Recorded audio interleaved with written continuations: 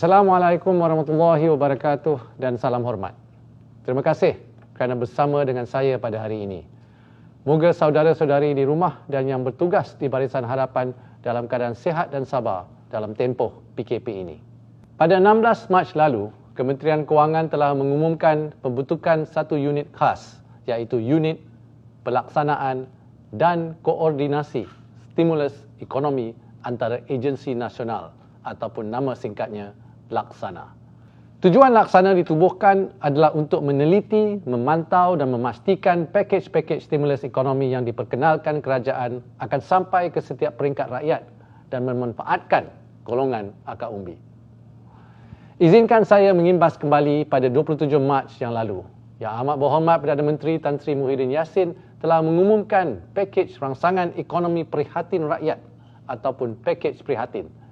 Dan diikuti pula pada 6 April di mana beliau mengumumkan pakej prihatin PKS tambahan. Secara keseluruhannya, pakej prihatin termasuk pakej rangsangan ekonomi 2020 yang diwujudkan lebih awal adalah bernilai 260 bilion ringgit. Jumlah pakej 260 bilion ringgit ini adalah 18% daripada nilai KDNK negara dan merupakan pakej rangsangan ekonomi terbesar di kalangan negara-negara membangun seluruh dunia. Jumlah besar ini adalah untuk memastikan tiada golongan dan lapisan rakyat yang akan tercicir dari menerima bantuan dan ketinggalan dari meraih manfaat usaha-usaha kerajaan untuk merangsang ekonomi negara. Untuk pengetahuan semua, kisah di sebalik tabirnya, sebaik sahaja pakej-pakej prihatin dan prihatin PKS tambahan diumumkan, anggota pasukan Laksana bergegas menjalankan tugasan pemantauan, koordinasi dan komunikasi antara agensi-agensi nasional yang terlibat untuk memastikan pelaksanaan semua inisiatif dan bantuan berjalan dengan lancar. Alhamdulillah, hasil sinergi antara Laksana dan agensi-agensi pelaksana seperti Bank Negara Malaysia, LHDN, KWSP, Perkeso dan BSN, kita telah menyaksikan bantuan-bantuan utama seperti bantuan prihatin untuk terdeteksi, pemandu pelancong dan penarik beca, bantuan untuk isi rumah dan individu bujang B40 dan M40, bantuan pelajar IPT dan juga langkah-langkah prihatin PKS tambahan seperti subsidi gaji, kemudahan bantuan khas ataupun Special Relief Facility dan sebagainya. Kesemua langkah-langkah prihatin ini sedang giat disampaikan kepada kumpulan dan individu sasar. Mulai hari ini, saya dan rakan-rakan saya di Kementerian Kewangan akan mengadakan taklimat setiap minggu untuk berkongsi tahap pencapaian pelaksanaan pakej prihatin ini. Sebagai permulaan, sukacita saya maklumkan bahawa sehingga 12 April 2020, pelaksanaan kesemua pakej prihatin berjalan dengan lancar. Daripada 10 langkah utama keseluruhan pakej prihatin, 6 langkah yang bernilai 180 bilion ringgit atau terdiri daripada 69% daripada nilai pakej prihatin telah bermula, iaitu moratorium bayaran pinjaman institusi perbankan berjumlah 100 bilion ringgit, kemudahan air lestari iaitu pengeluaran akaun 2 KWSP berjumlah 40 bilion ringgit, subsidi upah yang dilaksanakan oleh Perkeso bernilai 13.8 bilion ringgit, pengurangan kadar minimum caruman pekerja KWSP 10 bilion ringgit, bantuan prihatin nasional 10 bilion ringgit dan kemudahan bantuan khas ataupun Special Relief Fund yang disediakan Bank Negara Malaysia yang bernilai 5 bilion ringgit. Perancangan 4 lagi langkah utama yang bernilai 66 bilion ringgit atau 25% daripada keseluruhan nilai prihatin akan mula dilaksanakan menjelang 1 Mei 2020, selaras dengan jadual pelaksanaan yang dirancang. Langkah tersebut adalah kemudahan skim jaminan pinjaman oleh Dana Jamin 50 bilion ringgit, program khidmat rundingan majikan oleh KWSP bagi membantu memberi penjimatan aliran tunai majikan 10 bilion ringgit, projek kerajaan berskala kecil untuk memanfaatkan terutamanya kontraktor kecil Bumi Putra 4 bilion ringgit dan geran prihatin khas untuk PKS Mikro bernilai 2.1 bilion ringgit. Sebelum saya berkongsi pencapaian secara lebih terperinci, saya ingin menyatakan bahawa kerajaan amat peka dan mendengar cabaran yang dihadapi rakyat dalam mengakses bantuan di bawah pakej prihatin. Kerajaan sentiasa memantau melalui media sosial, media massa dan juga panggilan hotline yang diterima untuk lebih memahami kekangan yang dihadapi oleh rakyat. Pada minggu lalu, antara isu utama yang berbangkit ialah status layak BPN di mana Kementerian Kewangan akan membuat semak silang kepada data LHDN tahun 2020 bagi mereka yang kehilangan pendapatan tahun ini. Status bukan pelajar dan lain-lain. Bagi kriteria layak bantuan pelajar IPT pula, Kementerian Kewangan telah menambah 30 juta ringgit untuk menaikkan jumlah keseluruhan daripada 270 juta ke 300 juta ringgit. Ini untuk membolehkan pelajar tingkatan 6 dan SKM 4 ke atas dan setara menerima bantuan. Bagi kriteria layak barisan hadapan, Kementerian Kewangan telah memperluaskan skop barisan hadapan kepada bomba, pegawai kebajikan dan sebagainya. Isu-isu lain seperti kriteria e-hailing juga telah diselesaikan. Seterusnya, izinkan saya berkongsi perincian tahap pelaksanaan beberapa langkah pakej prihatin pilihan di bawah matlamat pertamanya, iaitu lindungi rakyat. Pertama, Bantuan Prihatin Nasional (BPN). Kerajaan memperuntukkan antara RM500 hingga RM1,600 untuk golongan rakyat B40 dan M40 ataupun B40 dan M40 untuk meringankan beban ketika musim mencabar ini. Sehingga 12 April, apabila proses semakan dan permohonan BPN dibuka, adalah didapati jumlah yang diluluskan 8.3 juta penerima, 6.6 juta telah menerima bantuan berjumlah 4.9 bilion ringgit.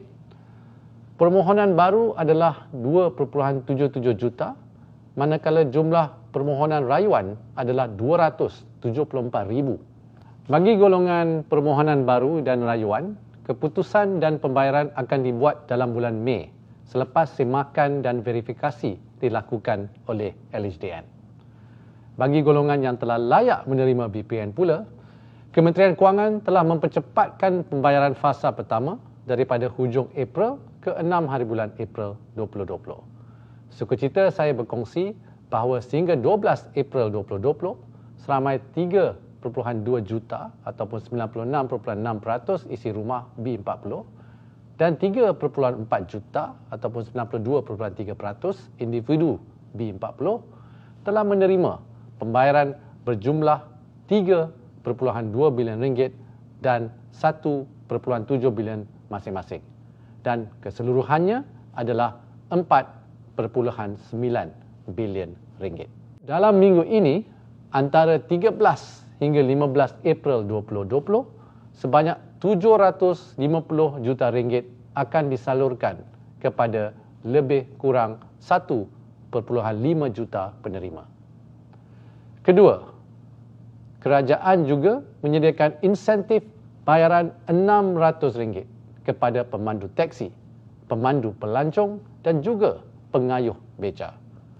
Berikut adalah jumlah sehingga 12 April 2020. Bagi pemandu teksi, lebih kurang 25,000 ataupun 86% pemandu teksi telah menerima bayaran insentif tersebut. Bagi pemandu pelancong, seramai 7.5,000 ataupun 63% telah menerima bayaran insentif tersebut. Bagi pengayuh beca, 100% pembayaran telah dibuat. Ketiga, bayaran allowance khas kepada penjawat awam barisan hadapan.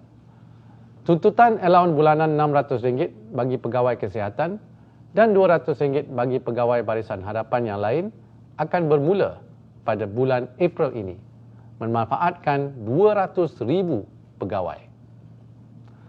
Keempat, bayaran insentif RM500 buat pemandu e-hailing. Setelah menerima maklum balas daripada golongan sasaran, kerajaan telah menetapkan kriteria untuk pemandu e-hailing sepenuh masa pada tahap sekurang-kurangnya pendapatan RM1,200 sebulan untuk memastikan lebih ramai pemandu menerima bantuan ini, terutamanya pemandu di luar bandar. Lebih 40 syarikat operasi e-hailing telah memberi maklum balas dan membantu kementerian mengenal pasti pemandu e-hailing yang layak. Sukacita saya mengumumkan bahawa bayaran akan dibuat pada 20 April kepada lebih 90,000 pemandu e-hailing sepenuh masa. Kelima, bantuan pembayaran RM200 one-off kepada pelajar IPT. Pada 11 April 2020, saya telah mengumumkan bahawa bantuan ini diperluas kepada pelajar tingkatan 6 dan setara serta pelajar sijil kemahiran Malaysia tahap 4 yang setara dengan diploma melibatkan bayaran RM300 juta. InsyaAllah, lebih kurang 1.5 juta pelajar sepenuh masa IPT di bawah seliaan Kementerian Pengajian Tinggi, Kementerian Pendidikan Malaysia, Kementerian Sumber Manusia, Kementerian Asas Tani dan Industri Makanan, Kementerian Belia dan Sukan dan Kementerian Pembangunan Luar Bandar dan Wilayah akan menerima manfaat daripada bantuan ini. Keenam, pelantikan pegawai kesihatan untuk memerangi penularan wabak COVID-19. Kerajaan terus komited menyokong barisan hadapan atau frontliners negara dalam usaha memerangi COVID-19. Ini termasuk memastikan terdapat sumber insan dan kepakaran yang mencukupi untuk menyokong usaha-usaha di makmal, hospital dan pusat kuarantin seluruh negara. Kerajaan mensasarkan pelantikan 2,000 pegawai perubatan untuk tujuan ini. Sehubungan itu, dengan sukacitanya, ingin saya berkongsi bahawa sehingga 12 April 2020, seramai 1,974 pegawai kesihatan pelbagai grade telah dilantik. Seterusnya, saya ingin berkongsi status pelaksanaan langkah-langkah bantuan di bawah matlamat nombor 2 pakej prihatin, iaitu sokong perniagaan. Pertama, di bawah Bank Negara Malaysia, terdapat beberapa kemudahan kewangan untuk perniagaan yang disediakan. Ini termasuk kemudahan bantuan khas ataupun Special Relief Fund di mana sebanyak RM5 bilion disediakan. Sehingga 12 April 2020, hampir 3,000 perniagaan telah diluluskan untuk menerima SRF ini dengan jumlah sebanyak RM1.46 bilion ataupun lebih kurang 30% tahap pelaksanaan. Kedua, program Air Lestari KWSP.